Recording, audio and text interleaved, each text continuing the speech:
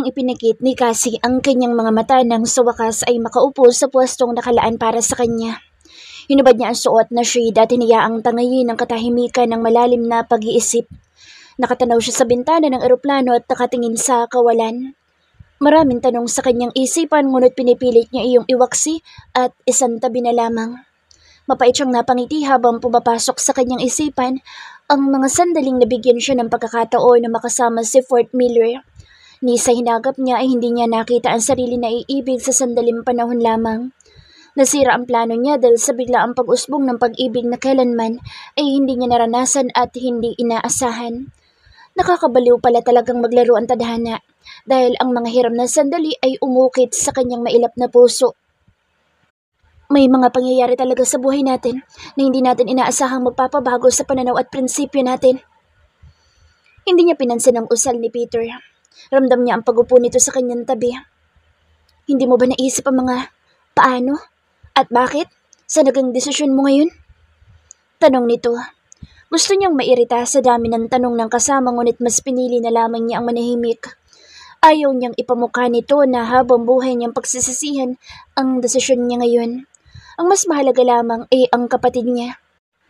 Paano kung pagbalik natin sa Pinas ay may anak na sila? Walang paawat na tanong nito. Pasimpleng naikuyom niya ang mga kamao dahil sa tila masong dumagan sa kanyang dibdiba. Alam niyang hindi niya kaya iyon pero wala siyang pagpipilian. Kakayanin ko para kay Caitlin. Paano kung pagbalik natin dito ay masaya na sila? Hindi na tayo babalik kailanman. Peping sagot niya. Paano kapag nalaman ni Attorney Fort ang lahat at kamuhian niya kayo ng kapatid mo dahil tila pinaglaruan niyo siya? Nag-iwas lamang siya ng tingin dahil sa pangingilid ng kanyang mga luha. Napaka-miserable ng kanyang puso ngayon at sa bawat tanong na ibinabato ni Peter ay dumadagdag sa pagdadalamhati nito. Paano kapag magalit siya at bumalik sa dating pagiging babaero? Paano? Can you don't stop it? Sigaw niya nang hindi na mapigilan ang sariling emosyon. Hindi mo na kailangang ipamukha sa akin na lahat ng ito. Alam kong mali pero kung ikasasaya ni Caitlin, ay kaya kong gawing tama lahat ng mali sa lahat ng mundong to. Pag-ibig lang to. At hindi ito magpapabagsak sa lahat ng sakripisyo ko para sa kapatid ko. Hinihingal niya ibinagsak ang sarili sa upuan at muling tumingin sa labas ng bintana matapos tila bulkang sumabog. Kagat-kagat na mariin ang kanyang mga labi habang tahimik na umaagos sa mga luha sa kanyang mga mata. Sobrang sakit. Ang sakit-sakit. Malakas niyan sununtok ang dibdib habang ang tahimik na pag-iyak ay nauwi sa hagulhol. Sobrang sakit pero wala akong pagpipilian. Kundi tanggapin ang lahat. May pagpipilian ka. Matigas ang bawat bigkas ng binata sa mga kataga. Marahas siyang bumaling dito at kitang-kita niya ang pagiging seryoso ng mga titig nito. Mapait siyang napangiti. Ang agawin sa kapatid ko ang kaligayahang meron siya ngayon at maging makasarili ako. Yun ba ang pagpipili ang tinutukoy mo? Sarkastikong tugon niya. Oo. Kaya minsan kailangan mo rin maging makasarili at hindi na lang puro kaligayahan ng kapatid mong iniisip mo. Magtira ka naman para sa sarili mo. Anito na nagtatagis ang mga bagang. At sino magsasakripisyo para sa kaligayahan ng kapatid ko? Sino? Sigaw niya na hindi alintana ibang taong nasa paligid. Wala siyang pakialam. Ako! Natigagal siya sa biglaang pagsigaw nito ngunit kalaunan ay malungkot na napangisi. Alam mong handa akong magsakripisyo ng kahit na ano kumpara kay Kate. Anito. Hindi ka umahal niya at alam mong sa simula pa lang ikapatid lang ang turing niya sa'yo. Anya. Ayaw niyang saktan ito ngunit hindi niya rin pwedeng konsentihin ang nararamdaman nito para kay Caitlin. Hindi na siya nagulat sa naging sagot nito dahil matagal na niyang napapansing may nararamdaman ito para sa kanyang kakambal. Sa klase ng pagtitig at pagsulyap nito ay alam niyang iniibig nito ang kapatid ngunit hindi niya iyon binigyang pansin dahil alam niyang mas pipiliin itong itago ang nararamdaman kaysa ang layuan ni Kate. Alam ko, pero hindi ko rin maaatim na hayaan na lang na gawin ang gusto niya kahit mali. Apila nito. Hindi niya alam na mali. Pero alam natin. Nakita niya ang pagguyom ng kamao nito at paglatay ng panibugo sa kislap ng mga mata. Paano kung may mangyari sa kanila? Saka palang malaman ni Fort ang totoo. Hindi nag-iisang magaling na abogado yung tao. Kung madali lang mahaloko. Darating at darating ang pagkakataon na mahahalata niya magkaiba kayo. Huwag mong maliitin ang pag-ibig kasi. Hindi na siya nakasagot pa dahil sa huling mga katagang binitawan nito. Huwag mong maliitin ang pag-ibig. Hindi nga naman dapat maliitin dahil napatunayan niyang ito ang napakamakapangyarihang emosyon. Kaya nitong magpalambot ng pusong bato. Kaya nitong pawiin ang kahit na anong puot at galit sa mundo. Kaya nitong gawing tanga ang matalino. Kaya nitong magtiis kahit gaano kasakit at kaya nitong baliwin ng isang tao sa hindi maipaliwanag na paraan. Hindi lang yung nararamdaman kong ipinaglalaban ko dito. Gusto ko rin makita kang maging masaya dahil lahat sinasakripisyo mo para kay Kate. Kaya pati sarili mong kaligayahan kinakalimutan mo na. Asik nito ngunit nanatili siyang tahimik. Sa tagal ng pagiging magkasama nila, ngayon lamang ito nagsalita ng ganoon sa kanya. Ngayon lamang ito nangialam sa mga desisyon niya dahil noon ang madalas lang nitong gawin ay tumango at sumang-ayon. Ayaw niyang pakinggan ang sinasabi nito pero yung puso niya ay may sariling reaksyon na salungat sa kanyang puso. Siguro dahil sanay na sanay itong palaging isipan ng nasusunod kaya ngayon ay mas lalo siyang nahihirapan.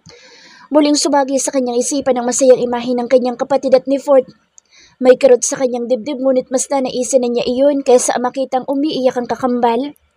Kung may maliman sa kanyang desisyon, ay haharapin niya iyon sa tamang panahon ngunit ngayon, hindi niya kayang agawin ang kasiyahang meron ng kakambal.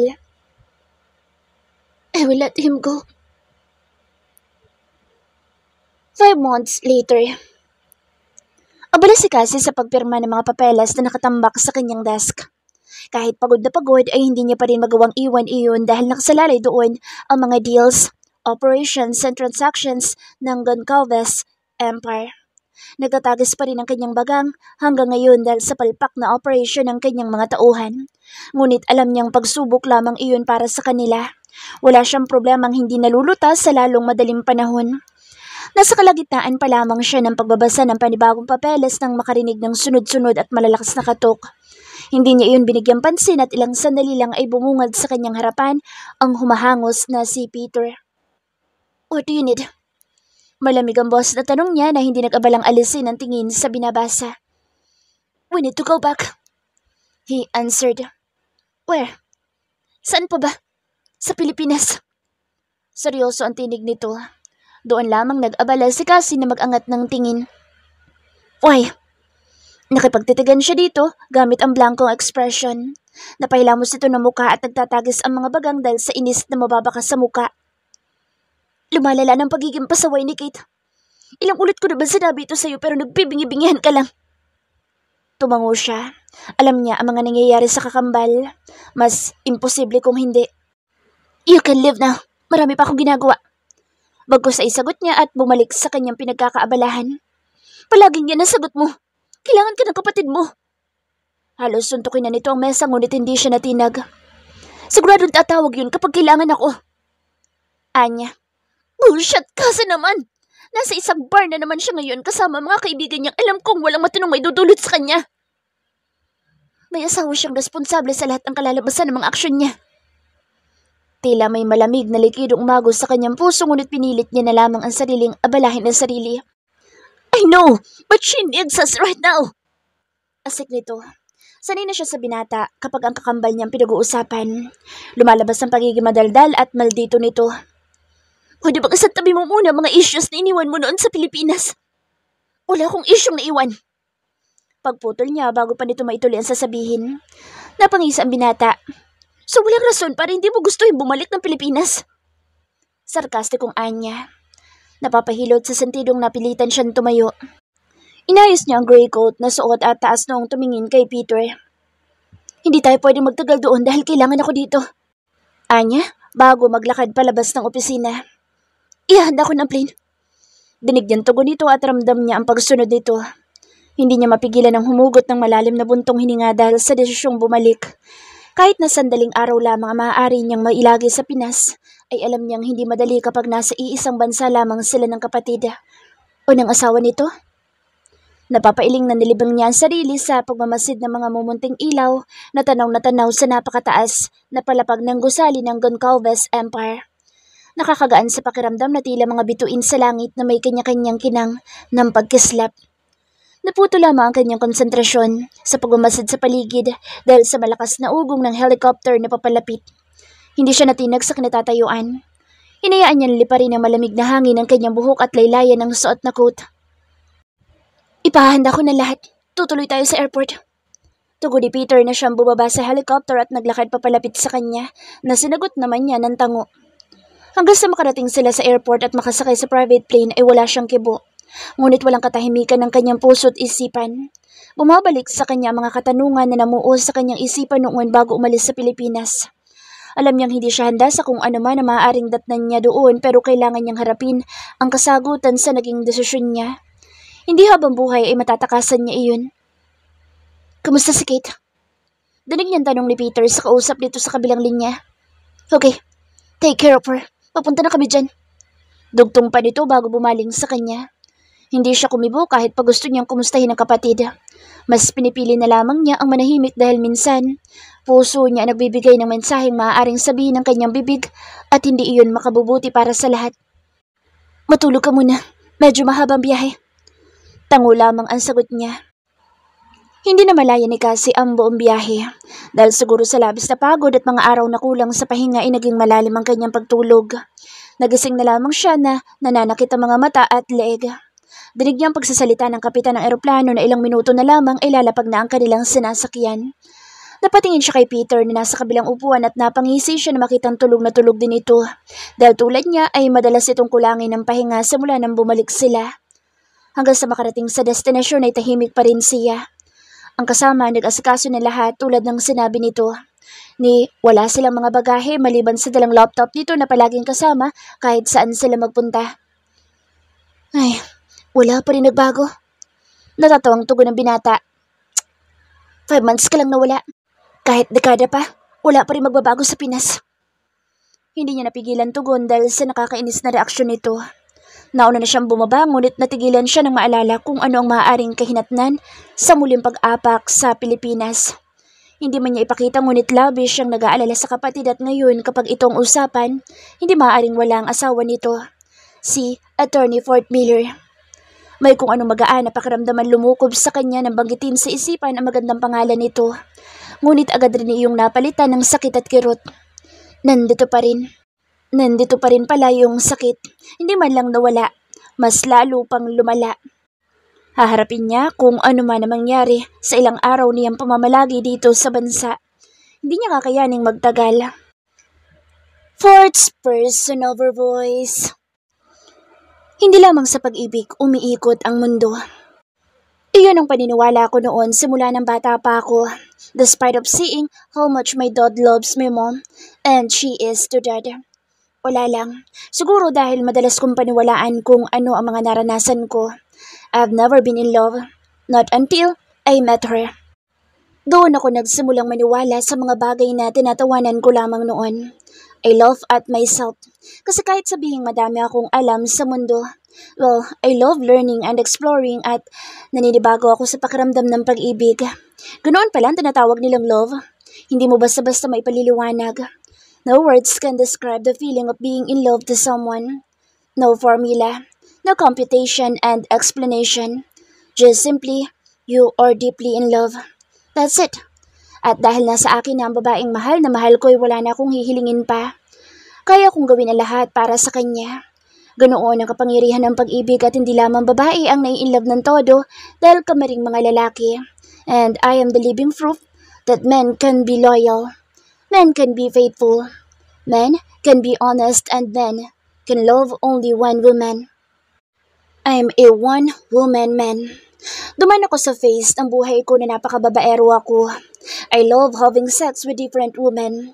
That is my safe haven. Pero nagawa ko magbago dahil sa pagdating niya.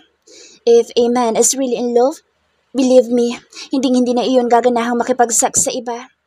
If a man is really in love, hindi sasagad sa isip niya ang magloko dahil sapat na ang pagmamahal niya para sa iisang babaeng mahal niya. If a man is really in love, he will accept all the flaws and imperfection of the woman he loves. And I am that kind of man.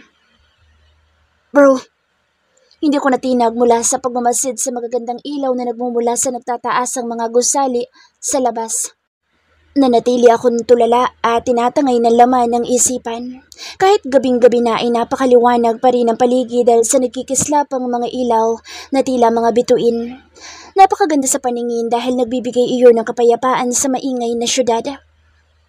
Nandito na ang mga papeles na hinihingi mo. Doon lamang ako lumingon kay Vince. Inalis ko ang pagkakasuksok ng aking kamay sa kaliwang bulsa at naluwagan ng aking kwelyo. Naglakad ako papalapit sa office table ko habang sumisimsim ng wine sa kupitang nasa kanang kamay ko. Lahat na ba? I asked, looking at the brown envelope at the table. Yes. By the way, the bidding in Brazil is cancelled. Seryosong tugon nito habang nagmamasid sa paligid. I know. I replied. And you know the reason why? He asked, frowning. I just shrugged my shoulder. Well, I don't care about it either. Sarkastikong tugon niya at walang paalam na tumalikod at umalis. Napapailing na lamang ako sa asta ng pinsan ko. Madalas hindi ko siya maintindihan. Pinulot ko ang envelope na inilapag ni Vince. Marami mga lamang papeles ngunit hindi ko muna iyon pinansin dahil mas interesado ako sa mga litratong laman noon. Napangiti ako nang makita ang mukha ng aking asawa. Kuha iyon sa isang high-end bar na madalas namin puntahan noon ni Fifth. As the date stated ay kuha ito kagabi. Kung hindi lang kita mahal. Natatawa ang pagkausap ko doon. Napapansin ko ang pagiging mahilig nito sa pagpunta sa mga bar nito lumipas na 3 araw. Napahilot ako sa bato ko habang kagat-kagat ang ibabang labi. Siguro'y kailangan kong bumawi sa kanya. We need to unwind para mawala na rin ang pagod at stress ko. Right. Kailangan kong tapusin lahat ng trabaho ko para sa kanya ako mag-focus this week. Inayos ko agad ang mga gamit na nasa table at nagsimulang mag-review sa mga kasong hawak ko ngayon. Napakadami ng natambak na trabaho ngunit kailangan ko itong tapusin sa lalong madaling panahon. But before that, I will call Edith. At yun ang ginawa ko. I-denial kong numero niya at ilang ring lang ay agad niya itong sinagot. What do you need, 4? Inis na bungad ng boss ni Vince. Napangisi ako dahil hindi na rin bago sa akin na siya ang madalas na sumagot kapag tumatawag ako kay Edith. She's my wife's best friend. I want to talk to Edith. Sagot ko sa flat na tono. Hindi pwede. Sa akin mo nalang sabihin ang kailangan mo. I'll do it. Just don't come near her, nor talk to her. Mas bakas na ang inis sa boss dito. Nagsalubong ang aking mga kilay dahil sa sinabi niya. But I smiled. Jealous bastard. Fine. Gusto ko magpabook ng flight sa Cebu. Cebu? At anong gagawin mo doon? None of your business. I replied. I don't care your dumb business. At biglang pinatay ang tawag. Hindi ko alam kung ano ang dapat kong reaksyon sa pagiging masungit niya. Naging masungit ako at kahit ngayon ay may pagkakataong grumpy ako pero hindi ganoon kalala. He's hopeless. Anyway, I am excited to see my wife. Cassie's personal voice. Hindi ko mapigilan ang pagkuyom ng aking mga kamao nang makita ang itsura ni Kate. Galing na naman ito sa isang bar at hindi na naman maituwid ang paglalakad dahil sa labis na kalasingan. 3 araw na namin ngayon sa Pilipinas at tila kami mga buntot na palihim na bumabantay sa bawat galaw niya. Kapag wala akong oras dahil abala ko sa pagpapatakbo ng mga deals na pansamantala kong iniwan sa Brazil ay si Peter ang bumabantay sa kanya. Tom, she's drunk again. Bakas ang pag-aalala sa boss ni Peter nang maihiga niya sa kama si Kate. Agad kong inayos ang pagkakahiga ng aking kapatid. Ang gulo-gulo nitong buhok ay inalis ko sa pagkakatabing sa kanyang muka. Natuto na rin ito maglagay ng makapal na make-up, magsuot ng mga damit na halos ipangalandakan ng buong balat sa katawan. Noong unang araw namin dito sa bansa ay hindi muna ako nagpakita sa kanya at tanging si Peter lamang ang umaasikaso ng lahat. At nang sumunod na araw ay ako na ang sumundo sa kanya sa bar na pinuntahan dahil matigas ang kanyang ulo. Ako na bahala dito. Tinapik ko ang balikat ni Peter. Tumingin siya sa akin ng ilang segundo bago bumalik ang nag-aalalang tingin sa kakambal ko. Sige, tawagin mo ako kapag may kailangan ka. Nasa baba lang ako. Anya na sinagot ko ng tango. Nang magsimula itong humakbang palabas ng silid ay sinimulan ko linisan ng katawan si Kate. Panay ang ungol nito ngunit nakapikit ang mga mata. Ano bang nangyayari sa'yo? Pinag-aalala mo ko. Tugon ko. Kumuha ko ng kumot at ibinalot sa kanyang halos lantad na katawan. Ni sa hinagap ko'y hindi sumagi sa isipan ko na makikita siya sa ganitong punto. Hindi ko tuloy mapigilang sisihin ang kanyang asawa. Noong umalis ako'y napakasaya niya ngunit ngayon ay tila magkaiba. Hindi siya magpapakalunod sa pag-inom kung walang mali at bakit parang walang pakialam si Fort. Napahilot ako dahil sa mga tanong na namuo sa aking isipan. Alam kong hindi siya magagawang saktan ng kanyang asawa sa kahit na anong paraan. Ate? Napatingin ako sa kanya nang unti-unting dumilat ang kanyang mga mata. Namumungay iyon dahil sa kalasingan. Ada's here. Sagot ko. You are here nga. Can you bring me home? Baka nag-aalala na sa akin sa Fort eh. Nautal niyang tugon at sinubukan bumangon ngunit agad ring nasapo ang kanyang noo at dumaing. Be careful. Alo ko. Hindi ka pwedeng umuwi na ganyan ang lagay mo. Ayoko makita siya ni Fort na nagkakaganito. But I want to go home. Hindi yun mapapakali kapag hindi ako umuwi. Pagpupumilit nito. Fine. Magpahinga ka lang saglit then ihahatid kita. Sinubukan ko siyang pabalikin sa pagkakahiga ngunit nagmatigas siya. No, I need to go home na. At hindi ko na siya napigilan nang tumayo siya. Shit! I cursed dahil sa muntikan niyang pagbagsak sa sahig. I told you, hindi mo kaya. But I need to go home. Ayoko magalit si Ford sa akin eh. Napatiimbagang ako na magsimula siyang umiyak. Damn, ang ayaw ko sa lahat ay yung nakikita siyang ganito. I can't resist her. Hindi magagalit sa iyo si Ford. Hindi. I whispered at muli siyang sinubukan pabalikin sa paghiga. This time ay pumayag siya. Pero ayaw niyang nakikita akong lasing. Please ate, I need to go home. Ungot nito. Napahilot ako sa batok at nag-isip na maaaring solusyon. Sa lagay niya ngayon ay alam kong hindi niya kayang umuwi. Ni maglakad ay hindi niya kakayanin. What happened? Sabay kaming napatingin sa pinto at doon nakita kong papasok si Peter na ang tingin ni nasa kapatid ko. Peter, I need to go home dahil magagalit sa akin si Ford kapag hindi ako nakauwi ngayon eh. Agad na sagot ni Kate. Natuon sa akin ang tingin niya na inilingan ko. She can't manage. Kung ngayon siya uuwi talaga mahalata ng asawa niya at napaka-imposibleng hindi yun magalit kung sa kanyang stage siya uuwi. Lumapit ito kay Kate at inalalaya makaupo. Hindi mo kayang umuwi ngayon. Tulad ng inaasahan ko, itinulak niya si Peter at nagtaklob ng kumot. Ayoko magalit siya. Ayoko. At mas lalo lumakas ang kanyang pag-iyak. Pero hindi mo kaya. Mas papagalitan ka talaga kapag nagpumilit ka. Ani Peter. Ayoko magalit siya. She shouted. Agad akong umupo sa gilid ng kamang kinahihigan niya at niyakap siya. Hindi siya magagalit. Ate will make a way. Hindi ito nagsalita ngunit patuloy pa rin sa paghikbi. Nagpumiglas ito pero hinigpitan ko ang pagkakayakap sa kanya. She's having her tantrums at sanay ako sa ganito mga pagkakataon. Magpahinga ka lang. Ako na bahala. I said dahil sa sinabi ko ay inalis niyang pagkakatakip ng kumot at tumingin sa akin. Really? Pinunasan ko ang kanyang mga luha at tumango. Yes. Diba kapag sinabi ni ate na siya na bahala ay nagtitiwala ka sa kanya? Sunod-sunod ang kanyang pagtango pero napangiwirin at sinapo ang ulo. Right. So take a rest. Then tomorrow, we will bring you home. Bakit bukas pa ako uuwi? Baka magalit si... I will do something para hindi niya malamang hindi ka umuwi. Then kapag ayos na lagay mo bukas, saka ka na babalik sa bahay niyo. Paliwanag ko na agad niya namang sinang-ayunan. Ilang sandali pa itong nakipagtitigan sa akin bago bumalik sa pagkakahiga at ipinikit ang mga mata.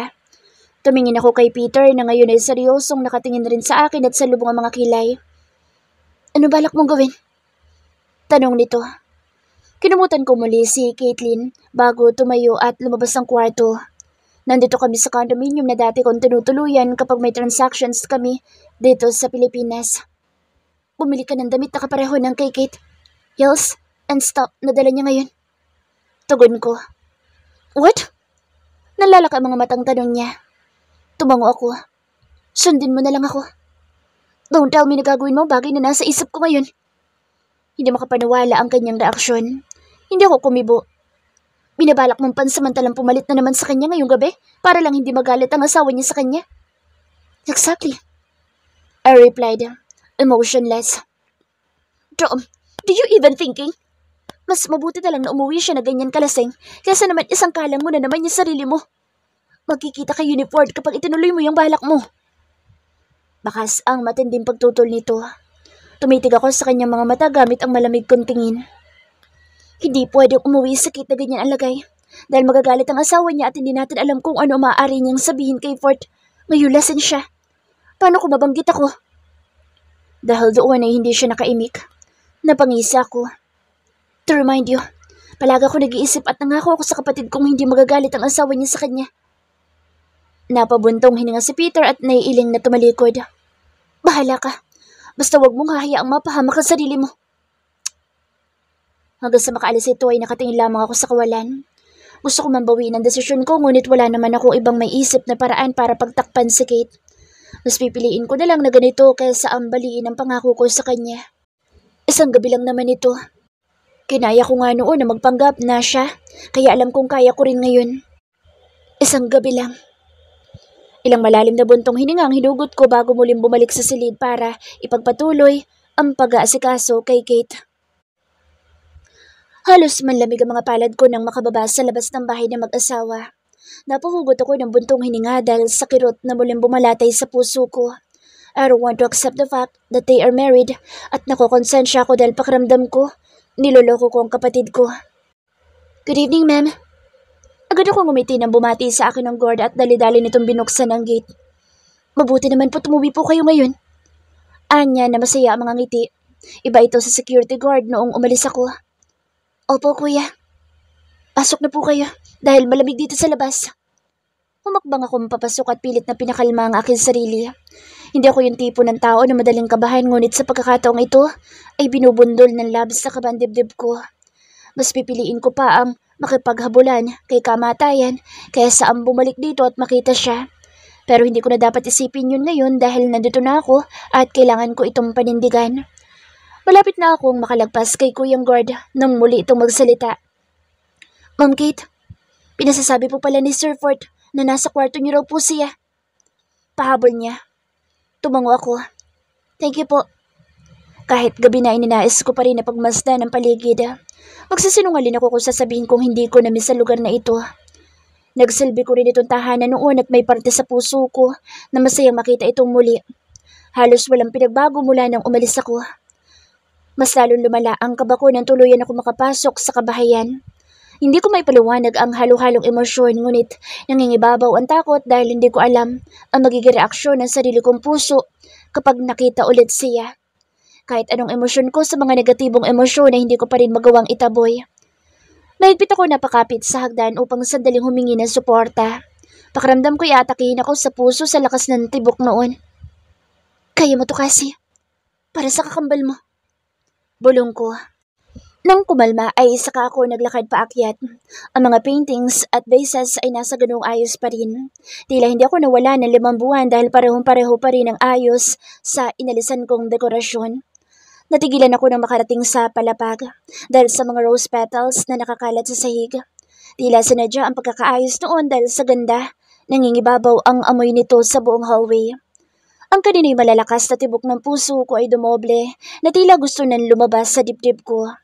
Alam kong hindi para sa akin ito ngunit hindi mapigilan ng pasaway kong puso ang masabik kung ano ang maaaring mangyari. Imbes na sa master's bedroom ako tumuloy tulad ng sabi ni Kuyang Guard ay sunundan ko ang direksyon ng mga petals. May nag-uudyok sa akin na gawin iyon at ngayon hindi nanalong isipan ko kundi ang isinisigaw ng damdamin ko. Mariin kong nakagatang ibabang labi ko upang pigilan ang panginginig ng kamay ko. Humigpit rin ang hawak ko sa bag na dala ko. Hanggang sa makarating sa isang pintong nakaawang ay hindi natapos ang makalat na petals. Nagpatuloy ako at may pag-aalinlangan man ay pumasok ako sa silid at siya namang pangingibabaw ng malamyos na musika at tunog ng kaskas ng gitara. Nabitawan ko ang bag na hawak nang tumuon ang paningin ko sa lalaking nakatayo sa gitnang bahagi ng silid. Nakasuot ito ng semi-formal at tumutugtog ng gitar at kumakanta. Nakatitig lamang ako sa kanyang mga mata na kumikislap dahil na rin sa refleksyon ng mga scented candles na nagkalat sa paligid at ganun din siya. Halos mabingi ako dahil sa palakas ng tibok ng puso ko habang nakatingin sa lalaking kilalang kilala nito. Lumipas ang 5 buwan ngunit imbes na mabawasan ang pagmamahal ko para sa kanya ay tila mas lalong lumala. Hindi ako makahakbang dahil sa ganda ng kanyang boses at sa bawat pagbuka ng kanyang mga bibig ay para akong idinuduyan. Yung pakiramdam na alam mong bawal pero doon mo lang nararamdaman ang tunay na saya. Hanggang sa humakbang siya papalapit sa akin ay hindi ako matinag sa kinatatayuan ko. Hindi ko maipaliwanag ang nararamdaman ko. Masaya, malungkot, nangungulila at natatakot.